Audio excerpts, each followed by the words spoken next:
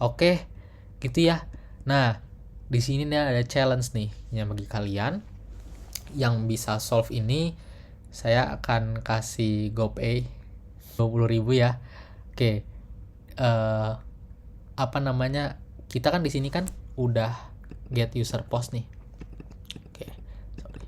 Kita kan di sini kan udah di sini kan kita udah mutation.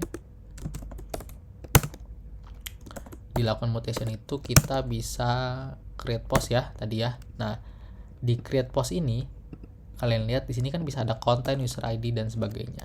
Di sini misalnya asik YouTube, user ID-nya 3. Nah, gimana cara kita mau return user terus kita mau username. Nah, jadi gimana caranya kita mau nge-return. Jadi ketika kita run ini nih mutation. Nah, saya maunya di sini akan ngembaliin si Michael tadi. Oke, bukan 0 gini. Nah, itu gimana tuh caranya? Nah, kalau kalian punya jawaban, langsung aja di komen. Oh iya, sebelum itu saya ingin ada pengumuman sebentar. Oke, halo, nama saya Michael dan pada kesempatan kali ini saya ingin bahas nih terkait GraphQL. Nah, kenapa saya bahas GraphQL? Karena ini merupakan salah satu requirement bagi kalian kalau ke tag apply gitu ya, terutama yang back end, front end.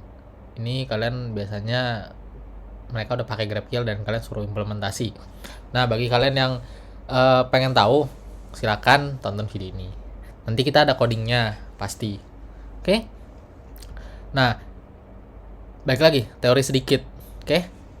GraphQL ini bahasa query untuk sebuah API. Oke. Dan juga sebuah runtime untuk eksekusi query. Nah, jadi beda dengan dia ada kemiripan dengan REST. Kegunaannya sama seperti REST. Kita ngambil data dari server. Cuman dia ada perbedaannya.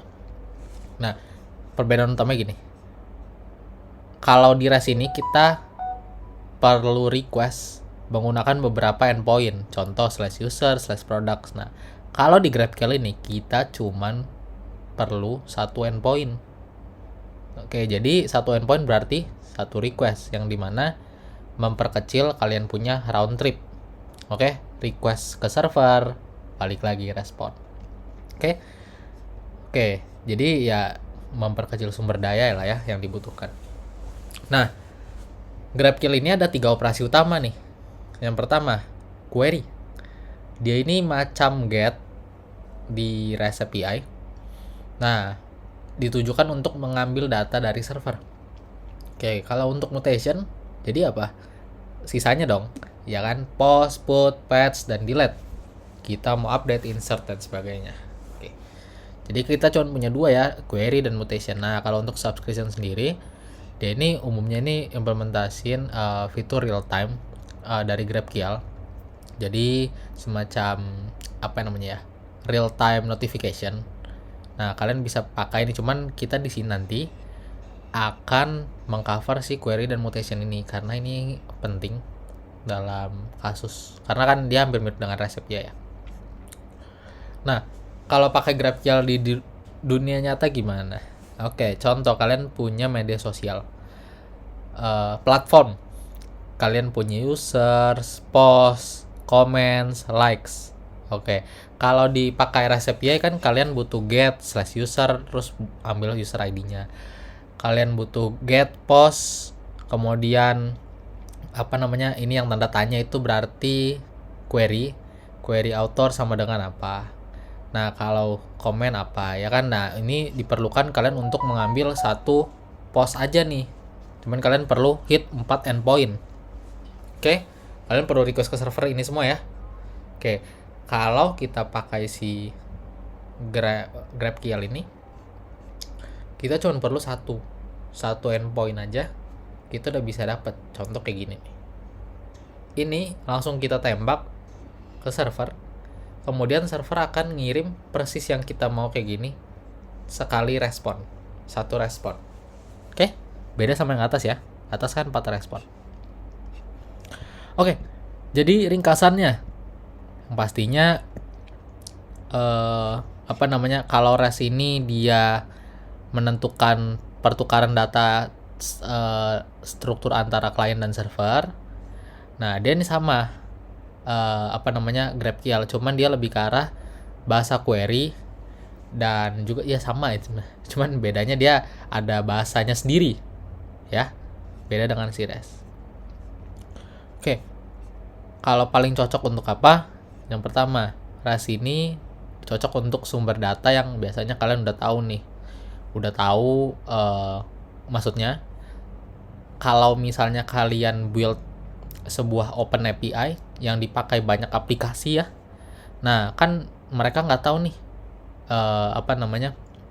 ini bisa apa. Biasanya kalian harus buat sumber dokumentasi lagi. Nah, kalau untuk GraphQL ini cocok nih untuk yang kalian punya open API, kalian buat satu endpoint untuk dipakai di banyak aplikasi, mobile, web. Oke. Nah, dan aplikasi di luar yang kalian buat ya, misal kalian mau tebar itu di misal platform third party gitu. Oke. Nah, terus akses datanya yang tadi REST punya beberapa titik endpoint, kalau GraphQL cuma punya satu endpoint. Nah, terkait data yang dikembalikan. Nah, data yang dikembalikan sendiri kalau kita pakai REST ini ditentuin oleh si server. Jadi tergantung servernya mau kasih detail usernya, nomor telepon, nama, tanggal lahir, ya kan. Di kliennya dapat itu semua. Nah, kalau GraphQL ini kita minta yang kita mau, server akan kasih gitu. Bedanya itu ya. Nanti kita akan coding. Jadi kita akan tahu nih maksudnya apaan nih. Oke, yang ke berapa nih? Cara penyusunan dan penetapan data. Nah, kalau di data REST API, kita ini datanya ini kan dari server, dan kita nggak tahu ya datanya tipe apa, dan bisa aja dia string tapi integer gitu. Maksudnya yang kita mau tuh integer, cuman dia berupa string gitu kan, yang dikirim dari server. Nah, kalau si GraphQL ini datanya tipenya kuat, strong type. Jadi pastiin kalian punya, jadi gini, ketika kalian request dari klien ke server pakai GraphQL, kalian tuh pastinya udah tahu apa yang mau kalian ambil. Kenapa? Kalian nanti di GraphQL ini ada semacam interface ya, untuk dokumentasi singkat yang bisa dikatakan ya bisa langsung kayak playgroundnya juga. Kalian bisa ambil data, jadi kayak semacam postmannya sendiri gitu. Oke, kemudian pemeriksaan kesalahan. Oke, dengan REST API, klien harus periksa nih data yang diterima ini valid gak. Biasanya kan datanya yang tadi tipenya string, tapi yang keluar integer misal. Nah, kalau GraphQL ini pastinya karena tadi di atas sudah kita define data type-nya apa, yang pastinya ya nggak less error lah. Oke. Jadi kapan gunain si GraphQL? Yang pertama kita gunain kalau data persyaratan datanya kompleks dan klien. Nah, ini yang saya maksud tadi, kliennya berbeda. Kayak misalnya kalian bangun suatu API yang dipakai di banyak klien gitu ya. Oke. Yang kedua, mau meningkatkan kinerja sisi dari klien dengan mengurangi pemborosan dan kekurangan pengambilan data. Yang dimaksud tadi overfetch dan underfetch. Oke. Overfetch berarti kalian mau mau cuman nama dan nomor telepon, kalian dapat tanggal lahirnya. Kalau underfetch kebalikannya, kalian mau semuanya, kalian cuma dapat beberapa gitu. Oke. Ini kita mengurangi lah, meningkat, makanya dia lebih ke arah yang pas lah, mau minta apa ya udah sini kasih gitu. Oke.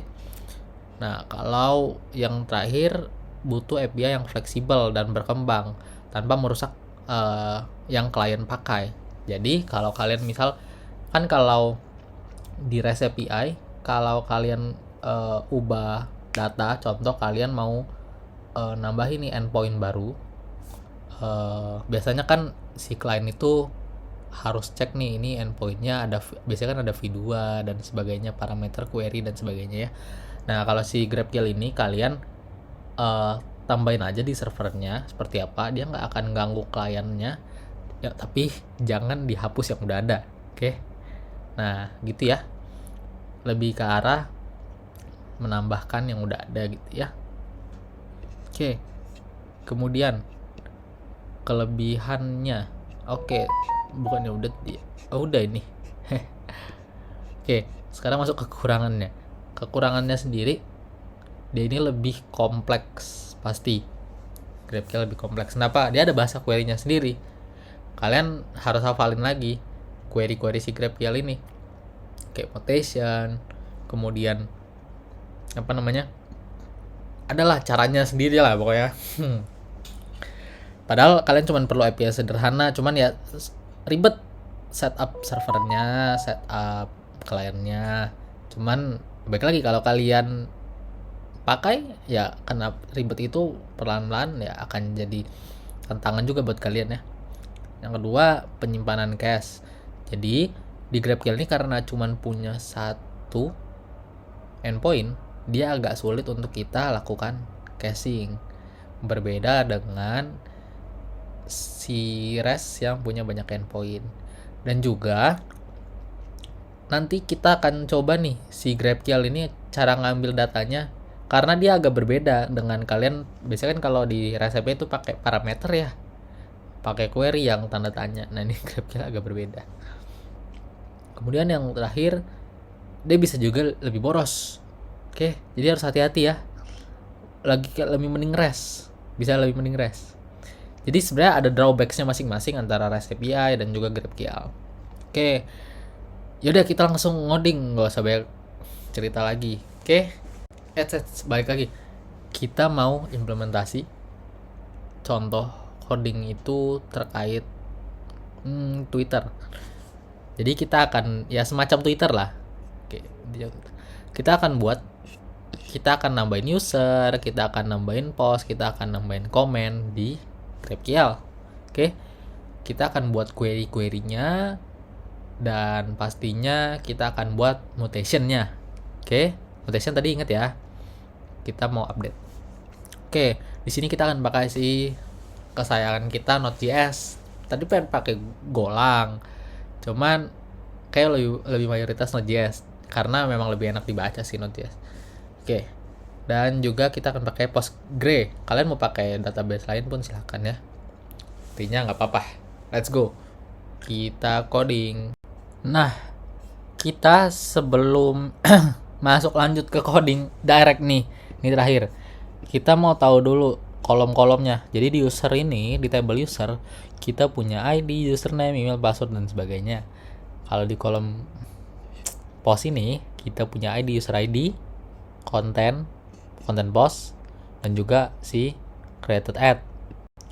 Kalau di komen, kita punya ID, post ID, user ID, konten, komennya, dan juga created ad. Oke, tanpa basa-basi, lanjut. Oke, kita masuk ke codingannya. Di sini saya pakai Postgre ya, full. Oke, kalian mau pakai MongoDB terserah, mau pakai apa terserah. Oke. Nah, di sini saya pakai si Apollo server juga. Untuk si GraphQL servernya ya. Jadi nanti kita akan menjalankan si GraphQL server ini pakai Apollo server, dan di sini ada si objek GraphQL-nya yang akan kita mainkan. Oke. Jadi kita akan mempercepat karena nanti kita akan buat lumayan banyak fungsinya. Cuman intinya yang pertama kali kita lakukan itu kita mendefinisikan, ini kan server ya, kita mendefinisikan tipe datanya, tipe data yang mau kita mainkan. Oke, masih bingung ya? Pasti nggak apa-apa. Kalau masih bingung nggak apa-apa. Jadi kita di sini bisa langsung aja type defs, berarti type definition ya, tipe definition. Oke, nah di sini di tipe definition ini kita bisa tulis kan tipe-tipe apa aja nih yang mau kita mainin, kayak query, mutation, user. Jadi semuanya harus kita definisiin di sini. Oke, contoh ya. Contoh kita mau bikin user dulu. Oke. Jadi kita perlu type user. Oke. Jadi kita mau bikin, ibaratkan kita mau bikin user baru. Ibaratkan kalian kayak bikin table di database. Oke, gitu ya ibaratkan ya. Oke, kayak bikin table user. Di sini kita definisin ID dengan tipenya ID. Nah, ini bawaan dari si GraphQL. Nah, tanda seru ini menandakan ini nggak boleh nullable, dan dia harus di return di query si user. Oke. Nah, kemudian di sini kita mau username berarti. Tadi saya agak lupa email ya tadi ya. Dia ada email ya. Nah, di sini di username ini kita akan lakuin kita akan cek lagi deh. Email password. Oke. Kita butuh email. Oke, di username ini kita butuh string dan tanda seru, jangan lupa. Karena kita nggak mau dia null. Kalau email juga tanda seru lah ya. Oke, kemudian di sini kita bikin created add, nandain dia ini kapan dibuat. Nah, di sini kita coba nih nggak usah pakai tanda seru, ya. Berarti ini boleh null. Oke, gitu ya kurang lebih ya. Nah, ini berlaku sama untuk si post kemudian komen. Kita langsung percepat aja, nanti saya fast forward ya videonya.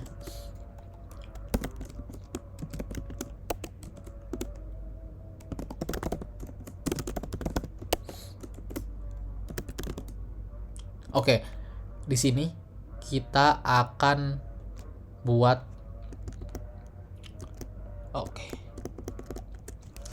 cut. Nah, di sini kita akan buat lagi selanjutnya tipe post. Kita kan mau bikin semacam Twitter ya, jadi kita buat post. Nah, ini nanti jadi post ID kita ya. Ingat tanda seru itu berarti dia nggak boleh null, dan ini berarti dia ini semacam unique bahasa ini unique syntax lah di GraphQL-nya untuk menandain dia ini ID loh gitu. Cuman dia kurang lebih sama untuk jadi string juga nanti. Cuman di sini untuk sebagai tandain ini ID yang harus unik gitu. Jadi nanti di klien enak untuk ngelihatnya pun enak. Oke. Kan klien nggak bingung. Oh, ini ID kok string atau integer gitu ya. Oke, kemudian di sini ada ada konten tipenya string, dan kita nggak boleh null. Ngapain kita post yang kosong-kosong ya kan?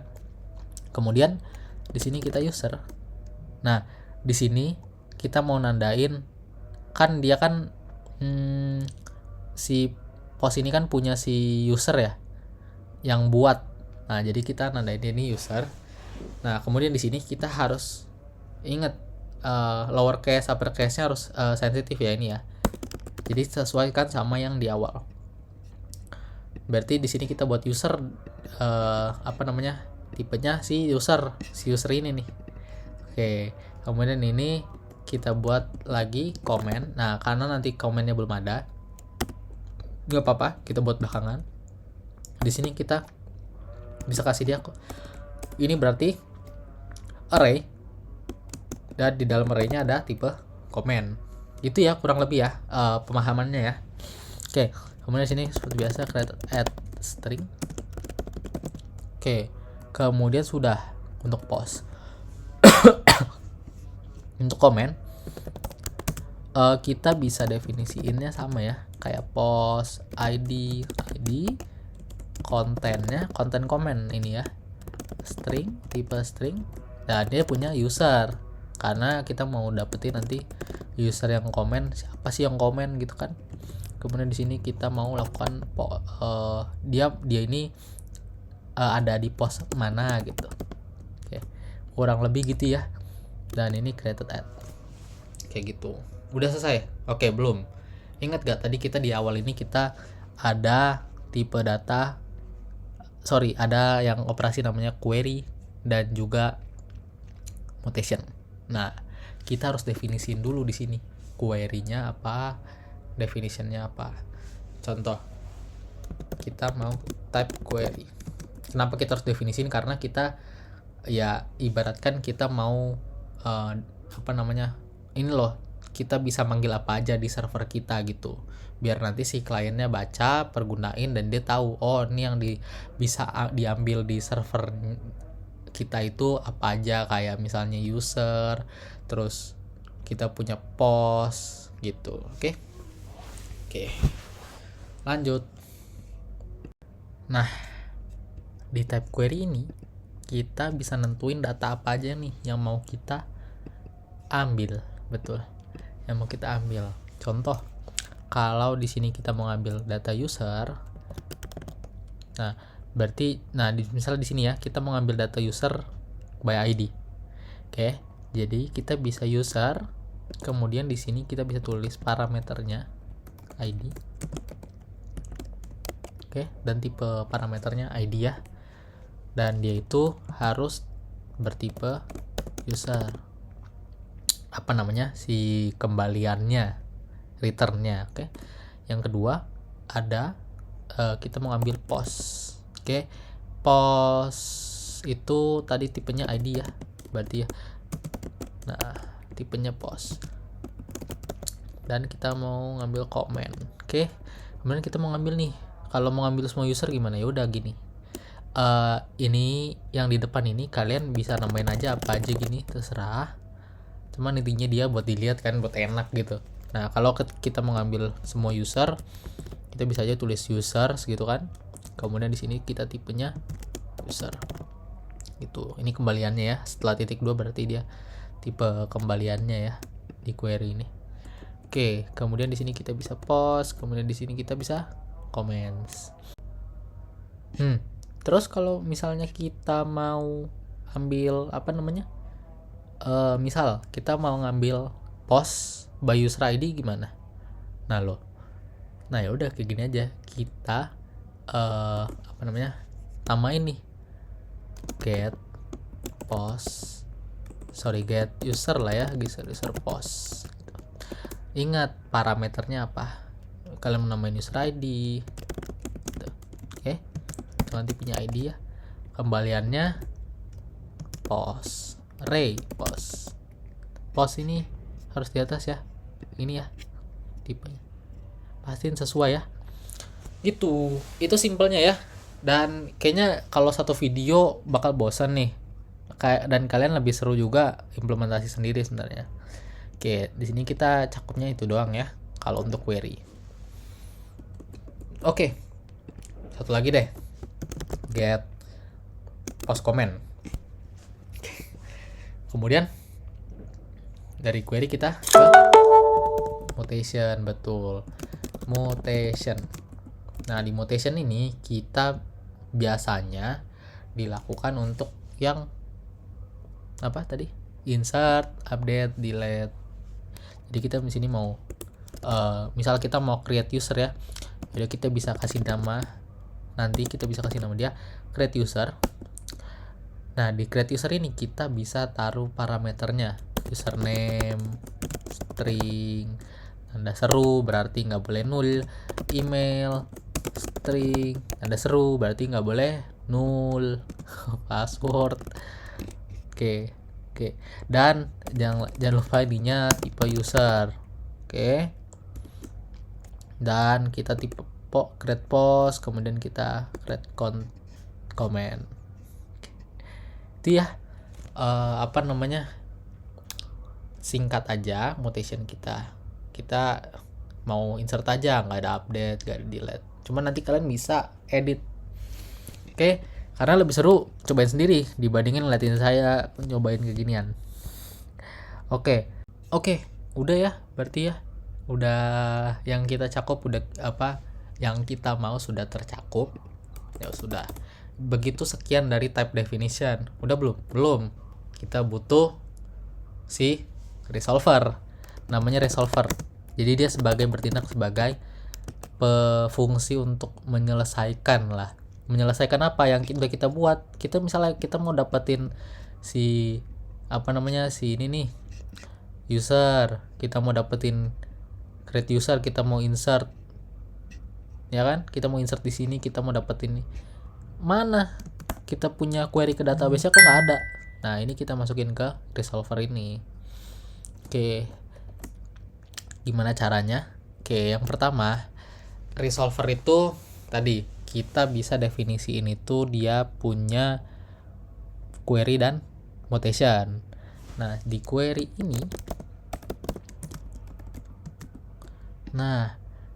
ini kita bisa fokus ke terhadap si si query ini ya. Nah, tipe query ini. Nah, di sini kita bisa langsung nih panggil user. Oke, kita mau manggil, berarti kita memanggil si user dulu. User by ID ya. Yaudah. Di ini berarti kita user by ID. Kurang lebih gitu ya. Nah, kita bisa aja di sini bikin langsung query-nya itu user.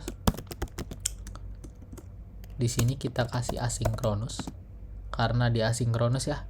Kemudian nah di sini kita bisa dia sebenarnya ada 4 parameter nih. Cuman kita pakai argumen aja. Oke. Jadi cara untuk melewati argumen pertama kita bisa skip pakai garis bawah. Oke. Kemudian di sini kita kan mau ngambil user by ID ya. Jadi kita bisa kasih objek, kasih ID di sini. Jadi kita mau ngambil dia user by ID. Gitu. Oke, kemudian di dalam ini kita perlu ngapain? Oke, di sini yang main intinya kita perlu ambil dia punya rows. Nah, dia punya rows ini didapat dari mana? Betul, dari database. Dari database. Jadi kita mau ngambil pull query select bintang from user where ID sama dengan ID-nya sih ini. Oke. Ini berarti kan parameter lah. Oke. Makanya dia dinamain argumen ya. Nah, ketika udah dapat si ininya ya udah jangan lupa kita return gitu.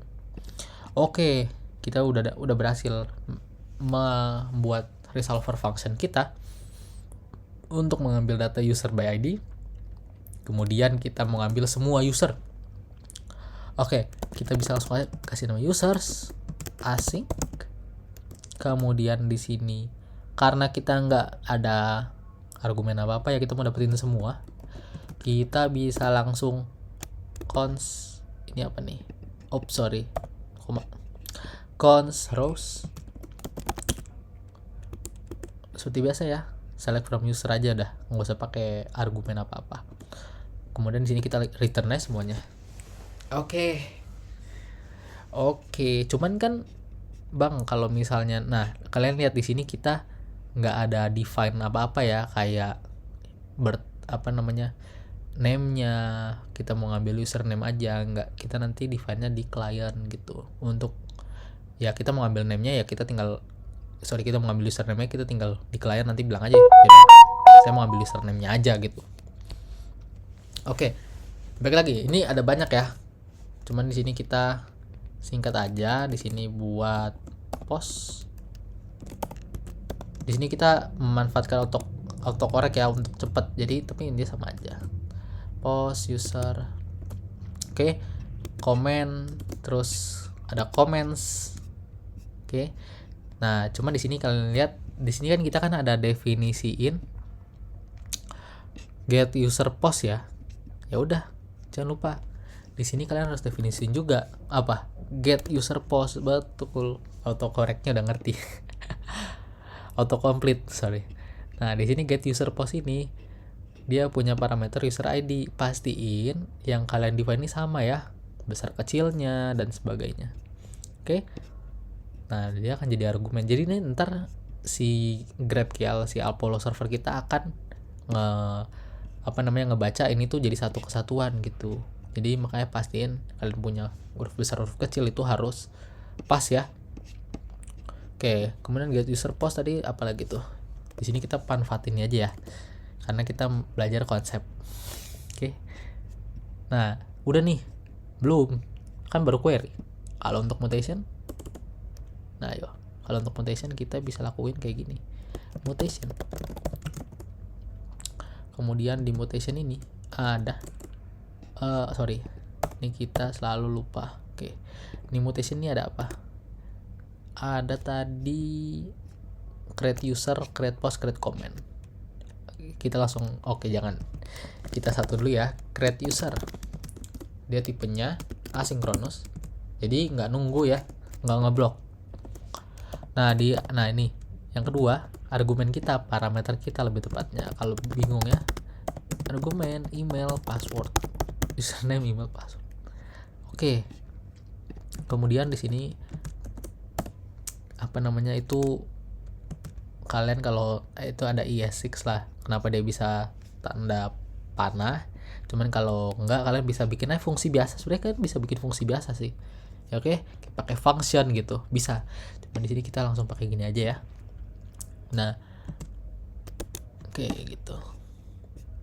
Di sini kita const rows, await, pull query, insert ke dalam username-nya, email dan password. Kita mau insert username, email, password ke dalam table users. Oke, kita nggak returning sih semuanya. Oke ya, itu ya. Dan ini ada si argumennya yang mau kita insert. Oke, kemudian kita return si rows-nya. Oke, kemudian create post berarti. Nah, di sini kita manfaatin auto complete ya untuk cepet ya. Intinya dia mau create post. Oke. Dan di sini mau create comment. Oke. Kalau begitu sudah lengkap dasar-dasarnya kita. Dan kita akan jalanin nih di Apollo server kita. Nah, enaknya dipakai Apollo server, kita bisa langsung aja const server new Apollo server. Nah, dalam Apollo server nih dia menerima, lihat tuh, kalian lihat ini ya. Nah, kalian kalau bingung ini di dalamnya dia menerima parameter apa aja sih. Nah, di sini kita bisa langsung aja kita lempar sebuah aku lupa, objek type definition yang tadi kita lempar di awal ya, dan juga resolver. Ini ya yang tadi kita udah buat ya, resolver dan juga type defs.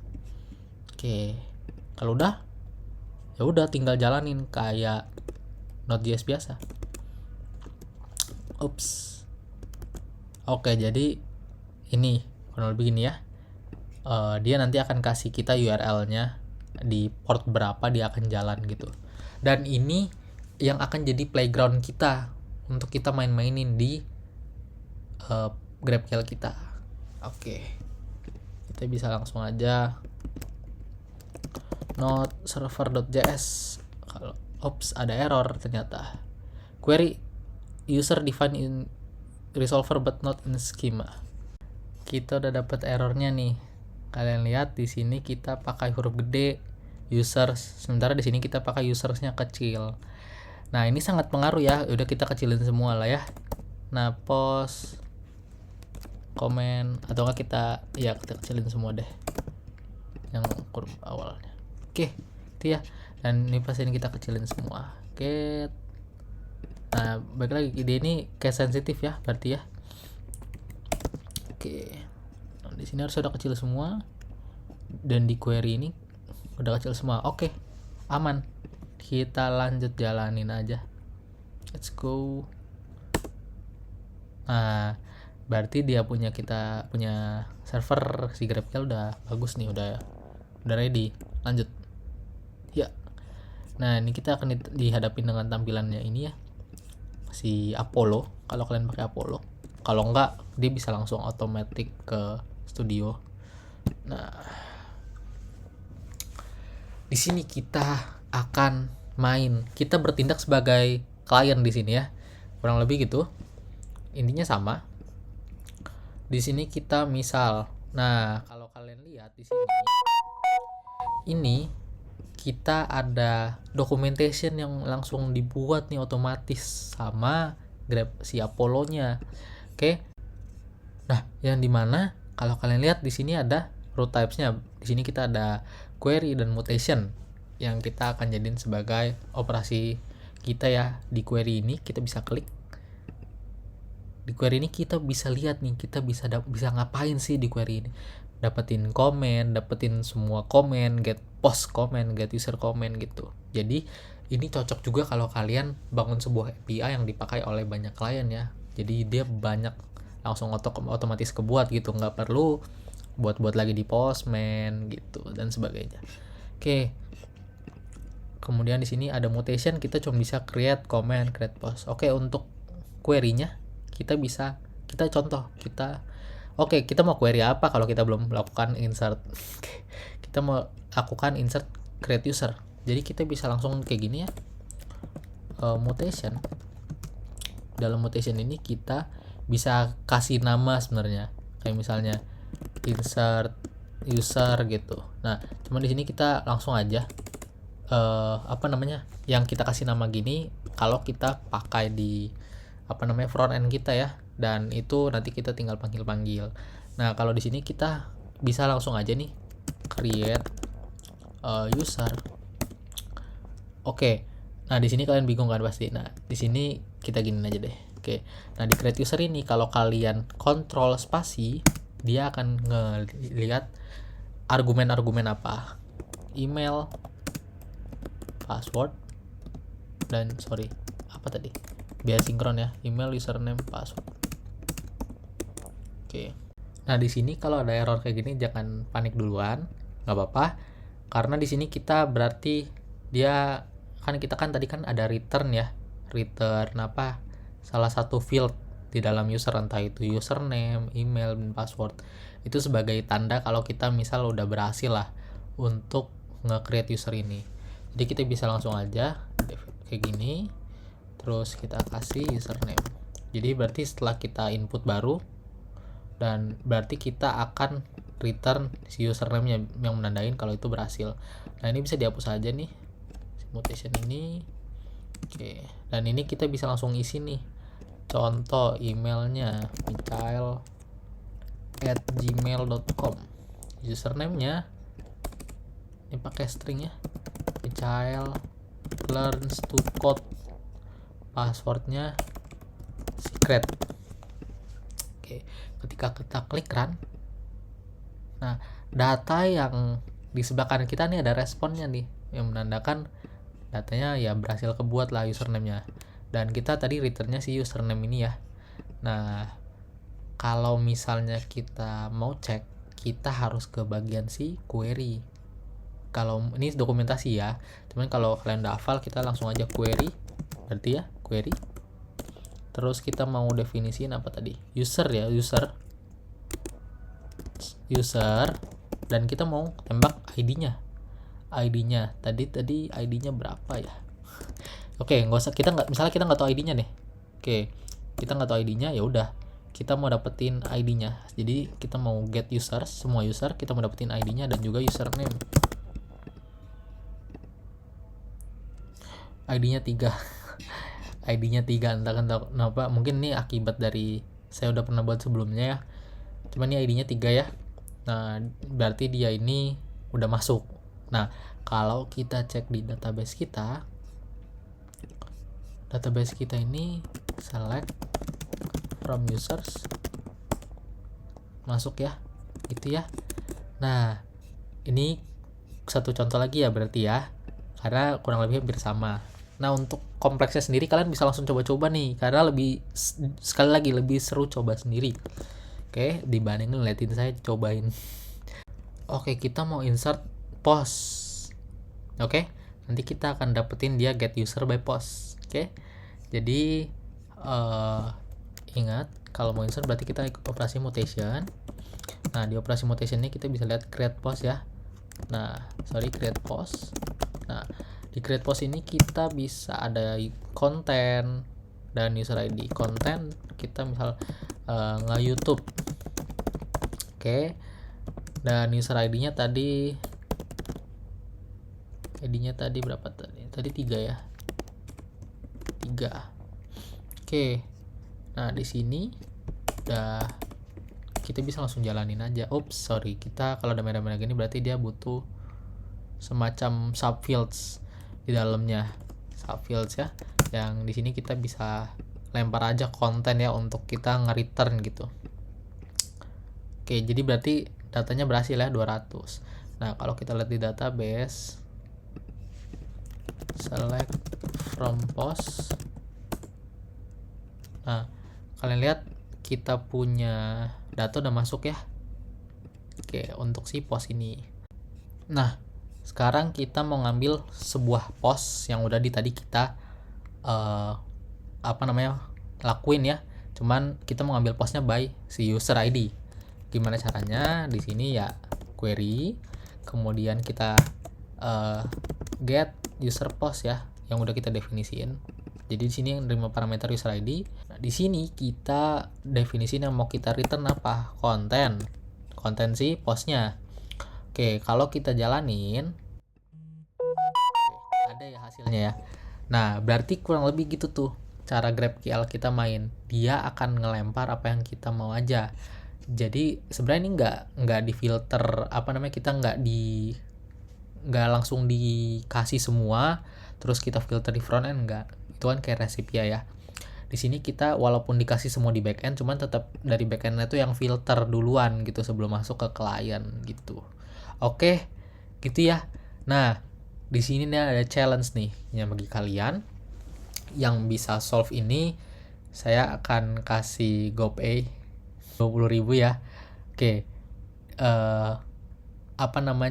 Kita kan di sini kan udah get user post nih. Oke. Sorry. Kita kan di sini kan udah di sini kan kita udah mutation. Dilakukan mutation itu kita bisa create post ya tadi ya. Nah, di create post ini kalian lihat di sini kan bisa ada konten, user ID dan sebagainya. Di sini misalnya asik YouTube, user ID-nya 3. Nah, gimana cara kita mau return user terus kita mau username. Nah, jadi gimana caranya kita mau nge-return. Jadi ketika kita run ini nih mutation. Nah, saya maunya di sini akan ngembaliin si Michael tadi. Oke, bukan nol gini. Nah, itu gimana tuh caranya? Nah, kalau kalian punya jawaban, langsung aja di komen. Oke, kurang lebih gitu dari saya. Silakan semangat dalam solving problem yang saya minta. Terima kasih. Oh iya, sebelum itu saya ingin ada pengumuman sebentar. Oke, terima kasih bagi kalian yang udah nonton, subscribe, like, komen, komentar positif dan sebagainya ya. Saya bacain satu-satu pastinya dan saya balas-balasin, dan segala requestan yang masuk ke saya udah dari bulan 2 sebenarnya tuh masih belum saya buat videonya karena memang banyak tantangan ya dalam pembuatan video ternyata. Dan terkait itu saya mengucapkan juga terima kasih, saya mendapat 1000 subscriber pertama saya ini one in a lifetime sih. Oke, saya nggak nyangka juga. Nah, di sini saya akan adain semacam event. Oke, event ini yang bisa dikatakan event kecil-kecilan lah. Pemenangnya dapat keyboard mechanical dari saya dan juga dapat mouse dari saya. Projectnya nanti akan ada project. Oke, jadi begini, kita akan buat sebuah mini project yang boleh maksimal 2 orang ya. Jadi saya tahu di setiap kalian ini ada bisa BE, bisa front end. Oke. Nah, cuman di sini kita build web app sederhana aja. Ini bebas untuk siapa aja, tapi ada ketentuannya sebenarnya. Yang pertama harus subscriber saya. Oke. Karena kita nggak mau orang asing kan dari berbagai penjuru dunia kan. Nah, bagi kalian yang udah pede, bisa aja, ini simple banget kok. Nah, detail eventnya itu ada di link deskripsi ya, atau nanti saya komen. Nah, intinya dia ini semacam event kecil-kecilan, dan juga saya buka Discord server bagi kita untuk diskusi. Jadi mengingat kita akan bentuk sebuah komunitas yang solid untuk belajar bareng-bareng tentang software, karena saya lihat yang minat belajar itu banyak, cuman memang rata-rata videonya entah itu kepanjangan yang bikin orang juga agak jadi aduh suntuk, jenuh, kayak ngeliatin 8 jam orang ngeliatin video gitu kan. Nah, cuman di sini saya memang buat konsep YouTube saya ini videonya tuh secepat mungkin, sekecil mungkin, hanya konsep saja, biarkan kalian yang implementasi, karena baik lagi implementasi atau training sendiri adalah guru terbaik gitu. Oke, untuk detailnya ada di bawah, dan ya detail-detail lainnya lah ya terkait event, deadline-nya kapan, dan juga requirement-nya apa. Dan ini tidak dipungut biaya apapun. Terima kasih dan semangat coding bagi kita semua.